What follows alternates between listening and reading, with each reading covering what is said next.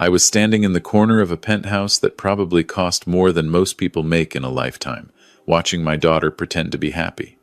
That's when I knew I had to make the call. My name is Vincent Reeves, and I'm 68 years old. For the last 5 years, I've been what most people would call retired. I worked as a bookkeeper for 40 years, or at least that's what my family thinks. The truth is a bit more complicated, but we'll get to that. My daughter Caroline is 35 now. Beautiful, smart, everything a father could hope for. She married young to a good man named Peter, and they gave me my grandson, Lucas, who just turned 7. But 3 years ago, Peter was killed in a car accident. Drunk driver ran a red light. Caroline was devastated. We all were. That's when Damien Ashford entered our lives. Damien is 38, tall, always wearing suits that cost more than my monthly pension. He owns Ashford Development Corporation, a real estate company that's been buying up properties all over the city. He met Caroline at some charity event about 2 years ago. 6 months later, they were engaged. I had my concerns, but Caroline seemed happy again, and after losing Peter, I just wanted to see her smile. The penthouse party was Damien's idea. He was celebrating closing some major deal, and he'd invited what he called the right people: politicians, investors, other developers. Caroline had asked me to come, said it would mean a lot to her. So I put on my one good suit and showed up. "Vincent!" Damien's voice boomed across the marble foyer as I walked in. He was holding a glass of what I'm sure was expensive scotch, his other arm around Caroline's waist. "Everyone, this is my future father-in-law." Vincent spent his whole life crunching numbers for small businesses. Very humble work. The way he said humble made it sound like an insult.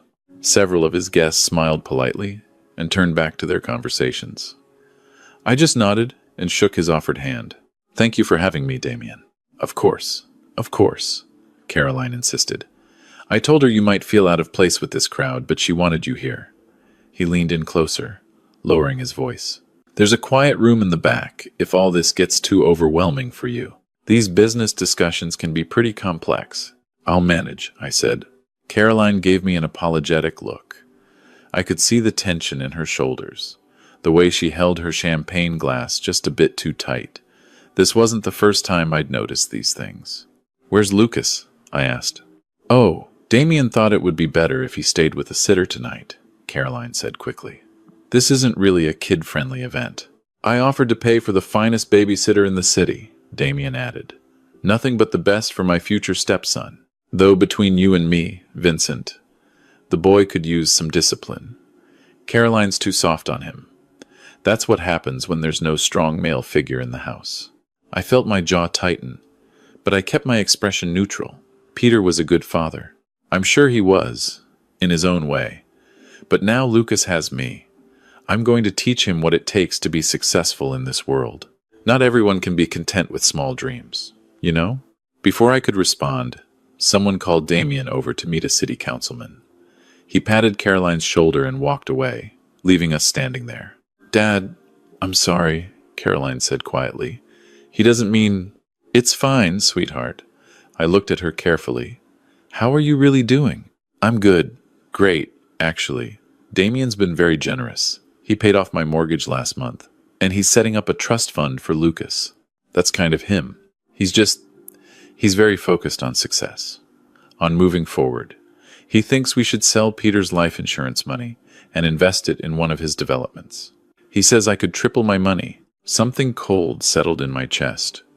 "What do you think?" "I don't know. I don't really understand these things. Damien says I'm too cautious, that I think too small." She looked away. Maybe he's right. I was about to say more when Damien returned, bringing several men with him. They were all dressed like they'd just walked out of a Wall Street boardroom. "Vincent, let me introduce you to some real players," Damien said, that same condescending smile on his face. "This is Marcus Huang. He owns half the commercial real estate in the business district. That's Senator Briggs. I'm sure you've seen him on TV. And this is Jonathan Whitmore, CEO of Whitmore Financial." I shook hands with each of them. They all had that same look, sizing me up and finding me insignificant. "So, you're Caroline's father," Senator Briggs said. Damien tells us you're retired. That's right. What did you do, if you don't mind me asking? I was a bookkeeper. Small businesses, mostly. Ah. The senator's interest visibly waned. Well, that's honest work. Indeed it is, I said. Damien laughed. Vincent's being modest. He's probably the best at managing other people's pennies. I keep telling him he should see what real money looks like, maybe learn something about actual wealth building. The men around him chuckled. I noticed Caroline had moved away, talking to some other guests. She wasn't looking at us. Speaking of wealth building, Marcus Huang said, Damien, tell him about the Riverside project. Damien's eyes lit up. Oh, that's going to be huge. We're buying up all the properties in the Riverside district, going to demolish those old buildings and put up luxury condos. The returns are going to be incredible. Aren't most of those buildings occupied? I asked. Sure, by people paying below market rent, but we're offering them buyouts. Very generous, considering what those places are worth. And if they don't want to sell? Damien shrugged. Then we make the offers less generous. Look, Vincent, I know this seems harsh to someone from your background, but this is how business works. You've got to think big picture. Those people are sitting on prime real estate. They're holding up progress. Some of them have lived there for decades, I said. Exactly. Which means they're probably paying 1980s rent prices. It's unsustainable. He turned to his friends. This is what I mean about small thinking. Vincent here probably thinks I should let them stay there forever, losing money every month just because they've been there a long time. Senator Briggs shook his head. Can't run a business on sentiment. Precisely. Damien put his hand on my shoulder. It felt heavy, patronizing. Vincent, you've spent your whole life dealing with small numbers. 500 here, 1,000 there. You probably helped some mom-and-pop shops keep their lights on, and that's admirable. But you've never played at this level. We're talking about tens of millions here. It requires a different mindset. I'm sure it does, I said. The beautiful thing is, Damien continued, getting more animated, I've structured it so the profits flow through 3 different LLCs. Minimizes the tax liability beautifully. By the time the IRS figures out what goes where, we've already moved the money. It's all legal, technically, but you've got to know how to play the game. Jonathan Whitmore laughed. That's why we love working with you, Damien. You know every loophole. I prefer to call them opportunities, Damien said. The tax code is written by people who understand that wealth creation needs protection. Only suckers pay full freight to the government. I kept my expression neutral, but inside, my old instincts were waking up. 3 LLCs, money moving between them, profits being hidden from tax liability. I'd heard variations of this speech hundreds of times before, usually right before I put someone in handcuffs. Sounds complex, I said. Oh, it is. Way over your head, I'm sure. No offense, but you probably just filed 1,040 EZs your whole life, right? This is sophisticated stuff. Multiple holding companies, offshore accounts, shell corporations. It's financial engineering at its finest. Offshore accounts? Well, some of the investment comes from overseas partners. We're talking Cayman Islands, Bermuda, places that understand that privacy is valuable. He lowered his voice, even though we were in a private corner. Between us, about 40% of my actual net worth is in places the IRS can't touch. That's just smart planning. Marcus Huang raised his glass. Here's to smart planning. They all drank. I pretended to sip my water. The best part, Damien continued, is that I'm using Caroline's inheritance from Peter to invest in the Riverside project. She doesn't need that money, just sitting in some conservative account, earning nothing. I'm going to triple it for her in 2 years, maybe less. Does Caroline know the details of this investment? I asked. She trusts me. That's what matters. And honestly, Vincent, she doesn't have the financial sophistication to understand it anyway. No offense to your daughter, but she thinks balancing a checkbook is complicated. This is way beyond her. He laughed. It's beyond you too, but that's okay. Not everyone can be a financial mastermind. I watched him. This man who was going to marry my daughter, who had my grandson calling him dad after barely 2 years. He was so confident, so sure that I was just a harmless old man who'd spent his life adding and subtracting in dusty back offices. "You're probably right," I said. "This is all new to me." "See, you're humble. I respect that. You know your limitations." He turned to his friends. "This is what I love about Caroline's family. No pretensions, very down to earth. Not like some of the social climbers you meet." Senator Briggs smirked. "Speaking of which, how's the fundraiser going?" "Oh, that reminds me." Damien pulled out his phone. "Vincent, I'm going to need you to move out of Caroline's house soon. I know you've been staying there since Peter died, helping with Lucas, but we're going to need that space. I'm moving in next month, and I don't want Lucas getting confused about who the man of the house is." "That's my daughter's house," I said quietly. "Well, it's technically in her name, sure, but I'm paying the bills now. I paid off the mortgage, remember? That makes it mine, practically speaking. And I think it's time Lucas learned to respect male authority. Having Grandpa around undermines that." "I see. Don't worry. I'm not heartless. I'll help you find a nice little apartment somewhere, something affordable on your pension, maybe one of those senior living places. They have activities, I hear. Bingo, that sort of thing." The men around him were trying not to laugh. I could feel it, that familiar heat in my chest that I hadn't felt in 5 years. The anger I'd learned to control over 40 years of investigation work. "That's very thoughtful of you," I said. "I try to take care of family. Even if, you're not really going to be much of an asset to us.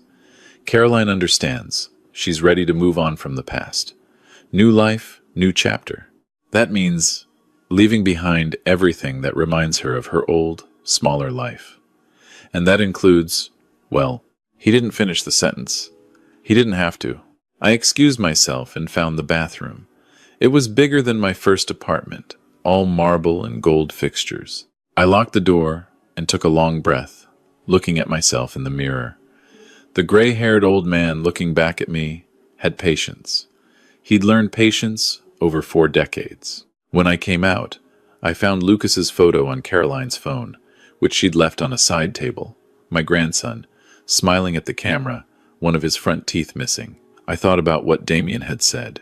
Discipline, strong male figure, teaching him to be successful. I thought about the offshore accounts, the shell corporations, the multiple LLCs designed to hide income from the IRS, the Riverside project that was going to displace dozens of families, the way he was going to invest Caroline's money, the life insurance from Peter's death, in a scheme that had more red flags than a Soviet parade. I made my decision. I found Caroline in the kitchen, helping the catering staff. She'd always done that, even at fancy parties. She couldn't just stand around while other people worked. "Sweetheart," I said quietly, "I need to tell you something." She looked worried. "Dad, what's wrong?" "Nothing's wrong, but I need you to trust me. In the next few days, things are going to get complicated. I need you to know that whatever happens, I'm doing it to protect you and Lucas."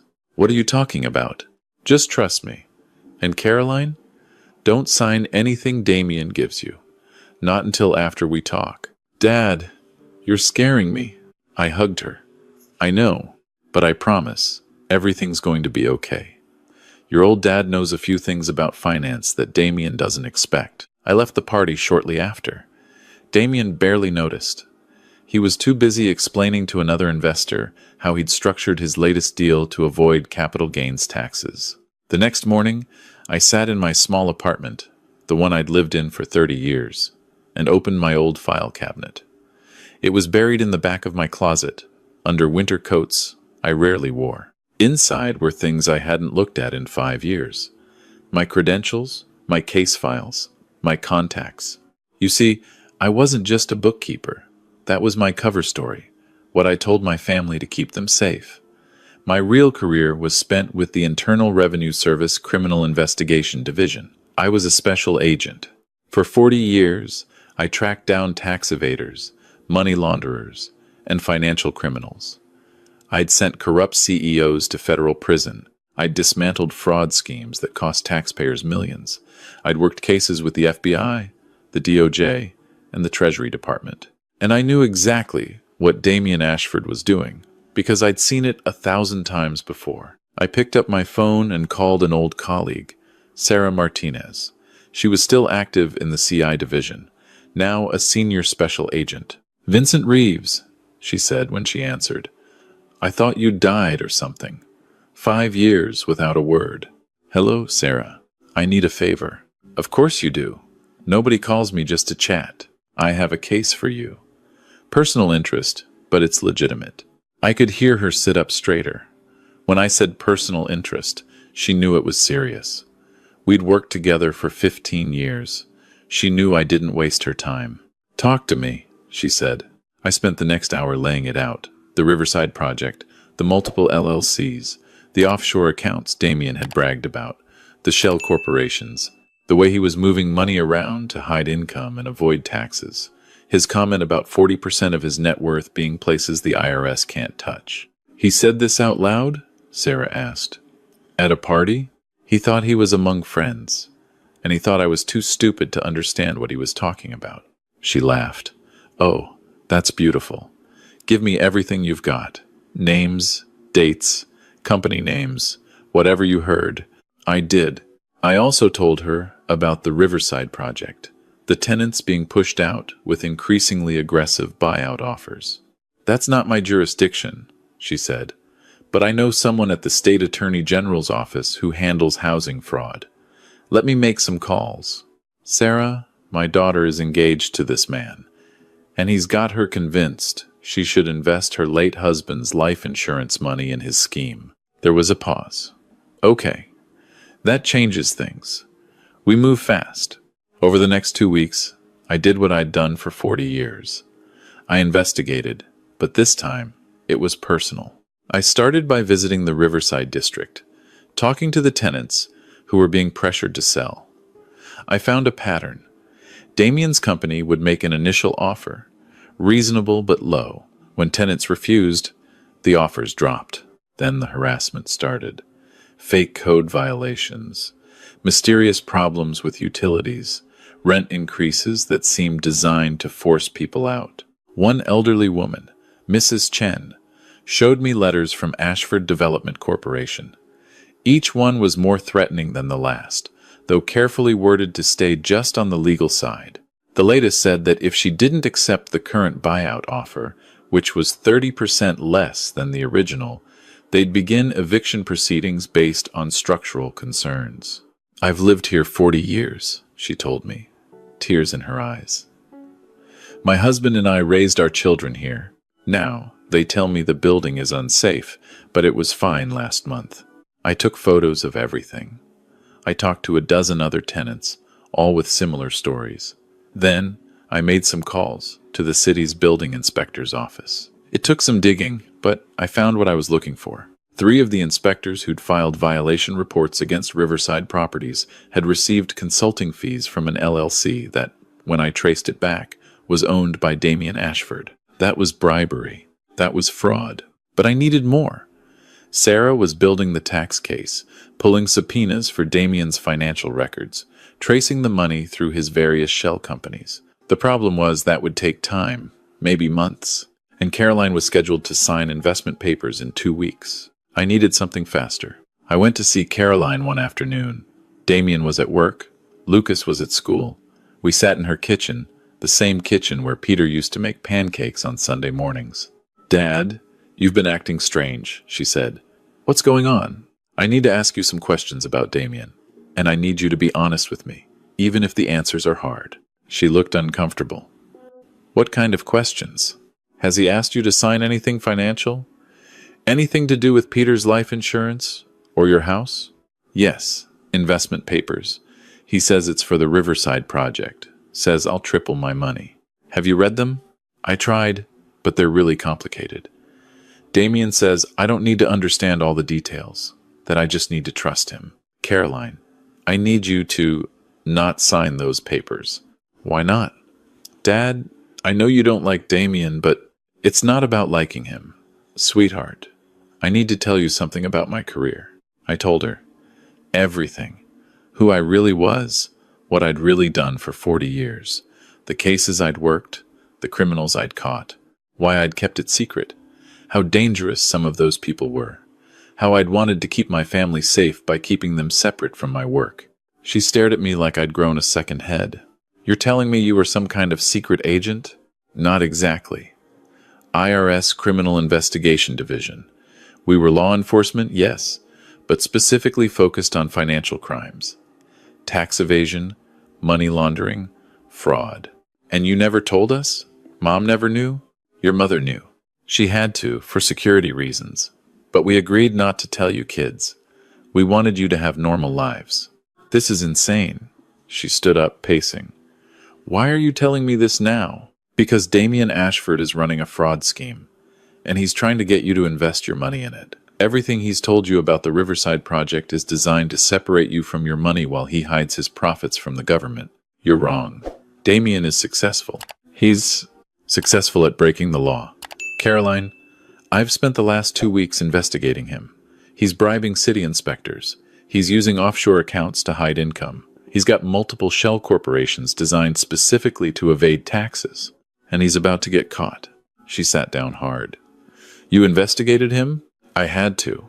He's not who you think he is. I don't, Dad. I don't know what to believe. I know. And I'm not asking you to take my word for it. I'm asking you to wait. Don't sign anything. Give me a little more time to show you the truth. She was quiet for a long moment. Then, what about Lucas? Damien's been good to him. Has he? I asked gently. Or has he been trying to replace Peter? Trying to make Lucas into something he's not? She started crying then. I just wanted Lucas to have a father figure. After Peter died, I felt so lost. And Damien seemed so sure of everything. So confident. I know, sweetheart. But confidence isn't the same as character. 2 days later, Sarah called me. We've got him, she said. Vincent, this is bigger than we thought.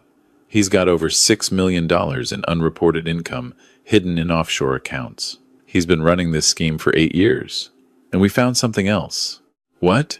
The Riverside project is funded with money from a fraudulent investment scheme. He's been running what's basically a Ponzi scheme, using new investors' money to pay returns to earlier investors. Your daughter's insurance money was going to be used to pay off previous investors, while he siphoned the actual profits offshore. I felt sick. So if she'd invested, she would have lost everything, and she'd be tied to the fraud as an investor. Her name would be on the paperwork. When are you moving? Tomorrow morning. Federal marshals, FBI, the whole show.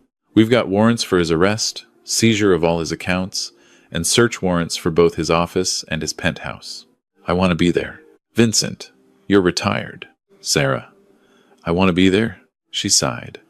I'll clear it. But you're observing only. No badge. No authority. Understood. I called Caroline that night. Tomorrow morning, I need you to take Lucas to your friend Jennifer's house. Stay there until I call you. Dad, what's happening? Justice, I said. The next morning, I stood across the street from Ashford Development Corporation's offices with Sarah and about 20 other federal agents.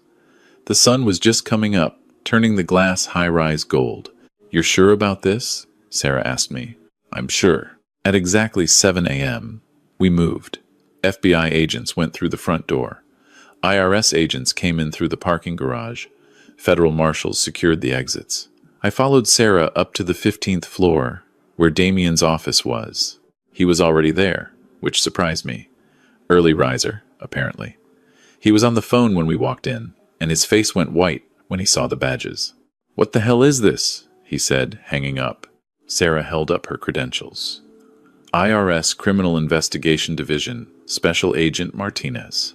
We have a warrant for your arrest, and warrants to seize all electronic devices and documents related to Ashford Development Corporation. There must be some mistake. No mistake, Mr. Ashford. You're under arrest for tax evasion, money laundering, fraud, and conspiracy. That's when he saw me standing behind her. I watched his face as he realized who I was, what I was. You, he said. You're just a bookkeeper. You're nobody. I smiled. Actually, I'm a retired special agent with the IRS Criminal Investigation Division. 40 years of service. And I'm Vincent Reeves, the father of the woman you were about to defraud. He lunged at me. 2 FBI agents grabbed him before he got close. "You had no right," he screamed. "That's my fiancé. My family." "She's my daughter," I said quietly, and I had every right to protect her. They put him in handcuffs. As they let him out, he was still yelling about lawyers and mistakes, and how he was innocent. All the things they always yell. Sarah put her hand on my shoulder. "Good work. I'm retired, remember?" "Right. Retired." She grinned. "Come on. The search is going to take hours. Let's get coffee." By noon, the news was everywhere. Damian Ashford, prominent real estate developer, arrested in massive fraud and tax evasion scheme. Over a dozen co-conspirators also arrested, including Senator Briggs, who'd been receiving illegal campaign contributions, and 2 city inspectors who'd taken bribes. I called Caroline. "You can come home now." She arrived an hour later, Lucas in tow. My grandson ran to me immediately. "Grandpa, Mom says we're not moving." "That's right, buddy. You're staying right here in your house." Caroline looked exhausted. "I saw the news. I can't believe. Was any of it real? The way he felt about you? I don't know. Maybe, in his own way. But the man he showed you wasn't the real him. The real him was someone who hurt people for profit." "I feel so stupid." "You're not stupid. He was a skilled manipulator. That's how these people work. They find vulnerable people and exploit them." I took her hands. "Sweetheart, you lost Peter. You were grieving. You wanted someone to make you feel safe again. That's not stupid. That's human. You could have told me sooner. About your job. About who you really were. Would you have believed me? Without proof?" She thought about that.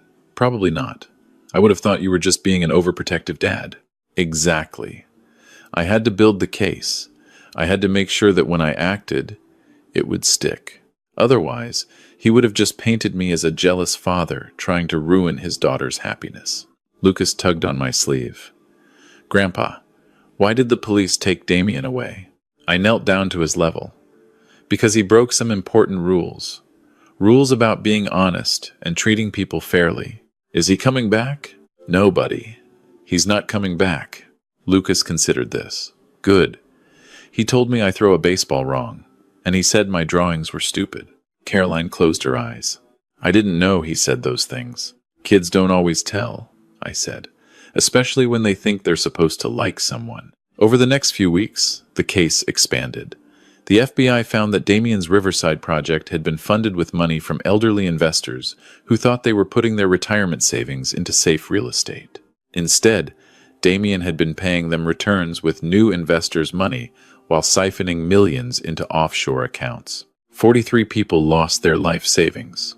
But because we'd caught him before the scheme collapsed entirely, and because the seized assets were substantial, the victims would eventually recover most of their money. The tenants in Riverside.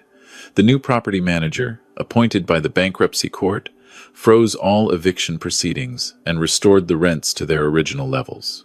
Mrs. Chen got to stay in her home. Caroline filed papers to break the engagement. The lawyers said it was one of the easiest cases they'd ever handled. When your fiancé is arrested for federal crimes that include defrauding you, the court tends to be sympathetic. One evening, about a month after Damian's arrest, I was at Caroline's house helping Lucas with his homework, math problems, which he was better at than he thought. "Grandpa," he said, "were you really a secret agent?" "Not exactly. More like a detective who specialized in finding people who cheated on their taxes." "That sounds boring." I laughed. "It could be. But sometimes it was exciting, and sometimes it meant protecting people who needed help. Like Mom?" "Yeah, like your mom." Caroline came in from the kitchen. "Lucas, time for bed. Say goodnight to Grandpa." After he'd gone upstairs, she sat down next to me on the couch. "The prosecutor's office called today," she said. "They want me to testify at Damian's trial." "Will you?" "Yes. They said he's facing 20 to 30 years in federal prison, between the tax evasion, the fraud, the money laundering, and the bribery charges." "That sounds about right." I keep thinking about how close I came. If you hadn't been here, if you hadn't known what to look for, I would have lost everything. The house, Peter's insurance money, all of it. And Lucas would have had that man as a stepfather. "But you didn't lose it," That's what matters. Because you protected us. Even when I didn't believe you. Even when I thought you were just being a difficult dad. She wiped her eyes. I'm sorry I didn't trust you. You don't need to apologize. I kept secrets from you your whole life. You had every reason not to believe me. Why did you keep it secret? The job, I mean. Why not just tell us? I thought about how to answer that. Because the people I investigated, some of them were dangerous. Not all of them, but enough.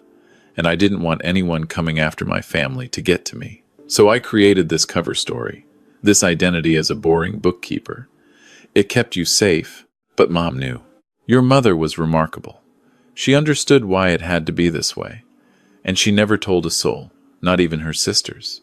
She took that secret to her grave. We sat in silence for a while. Then Caroline said, "Teach me." Teach you what? How to see what you see. How to know when someone's lying. How to protect myself and Lucas. She looked at me with those eyes that were so much like her mother's. I don't ever want to be that vulnerable again. So I did. Over the following months, I taught her what I'd learned in 40 years of investigation. How to read financial statements. How to spot red flags in investment opportunities. How to verify someone's claims instead of just believing them. How to trust her instincts when something felt wrong. I taught her that being cautious wasn't being weak, that asking questions wasn't being rude, that protecting yourself and your family wasn't being paranoid. And I taught her something else, something I'd learned over 4 decades of putting wealthy criminals in prison. The people who seem the most confident, who promise the most, who make you feel small for questioning them, those are often the ones you should trust the least. Because in my experience, real wealth, real success, real character doesn't need to constantly announce itself. It doesn't need to put other people down to lift itself up. It doesn't need to tell you how smart it is or how stupid you are. The truly successful people I'd known in my career, the ones who built legitimate wealth and helped others along the way, they were almost always humble. They asked questions. They listened. They treated the busboy with the same respect as the CEO. Damien Ashford had been loud, flashy, dismissive of anyone he considered beneath him. And that should have been the first red flag, maybe the only one I needed. 3 months after the arrest, I got a call from Sarah. They're offering him a plea deal, she said. 25 years. He serves at least 20. In exchange, he gives up everyone else involved, including 3 state senators and a federal judge who'd been taking payoffs. Is he taking it? His lawyers are advising him to, if he goes to trial, he's looking at 40 years minimum. We've got him dead to rights on everything. Good. Vincent, this was a good case. One of the best I've worked. You should be proud. I didn't do it for the case. I did it for my daughter. I know. But you still helped take down a major fraud operation and save dozens of victims. That counts for something. After we hung up, I sat in my small apartment and thought about what she'd said. Proud. I wasn't sure that was the right word. Relieved, maybe. Grateful that I'd still had the skills, that I'd recognized the signs in time, that I'd been able to protect Caroline and Lucas. But also sad. Sad that it had been necessary. Sad that someone had targeted my daughter when she was vulnerable. Sad that there were so many people like Damien Ashford out there, always looking for the next victim, always ready to exploit trust and grief and hope. I thought about my 40 years with the IRS Criminal Investigation Division, the hundreds of cases I'd worked, the pattern that emerged over and over again. Someone with money and power deciding that the rules didn't apply to them, that they were smarter than everyone else, that they deserved to take what they wanted. And I thought about all the victims, the small business owners who'd lost everything, the elderly couples who'd been swindled out of their retirement, the young families who'd invested in frauds and scams. Most of them never got justice. Most of them never even knew who to call or what to do. They just suffered in silence, blamed themselves, tried to rebuild. But Caroline wouldn't be one of them. Lucas wouldn't grow up with a criminal stepfather. Mrs. Chen wouldn't lose her home. This time, I'd been there. This time, I'd known what to do. And maybe that was enough. A year later, I was in the backyard of Caroline's house, teaching Lucas how to throw a curveball. He was getting good at it, his small hands figuring out the grip I'd shown him. Like this, Grandpa? Perfect. Now remember, it's not about throwing hard. It's about the spin. Finesse over force. He wound up and threw. The ball curved beautifully, just missing the strike zone I'd drawn on the garage door. Almost, he shouted. Did you see that? I saw it, buddy. You're a natural. Caroline came out with lemonade. You two have been out here for an hour. Don't you think it's time for a break? Just 5 more minutes, Mom, Lucas pleaded. Okay, 5 more minutes. Then Grandpa needs to rest his old arm. She sat down on the porch steps, watching us play. The evening sun was golden, the air was warm, and for a moment, everything felt peaceful. You know what? Lucas said, chasing down a ball. Tommy's dad works for a bank, and he was telling us about investing at Career Day, and I told him my grandpa used to catch people who stole money. He thought that was cool. Did he now? Yeah. He asked if you ever shot anyone. I said I didn't think so. Did you? No, buddy. My weapon was paperwork and patience. That doesn't sound exciting. It was exciting enough. Later, after Lucas went inside, Caroline and I sat on the porch together. He adores you, she said, more than ever.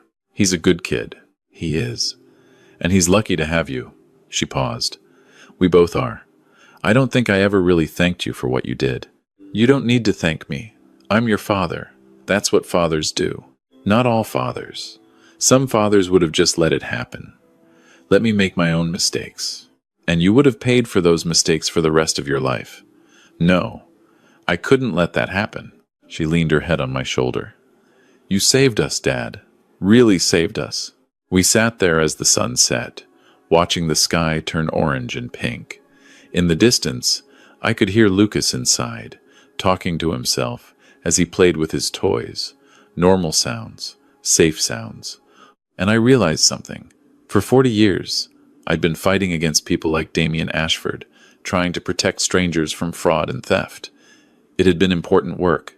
Work I'd been good at. But this, protecting my own family, seeing my daughter safe and my grandson happy, this was what it had all been for. All those years of investigation, all those skills I'd developed, they'd been preparing me for this moment. For the time when someone tried to hurt the people I loved most. When people think you're harmless, they show you who they really are. Damien had thought I was just a harmless old bookkeeper, too small-minded to understand his sophisticated schemes. He'd shown me exactly who he was, never imagining that I could understand every word, that I knew his playbook better than he did. And that had been his downfall. I don't know if there's a moral to this story. Maybe it's that you should never underestimate the quiet people.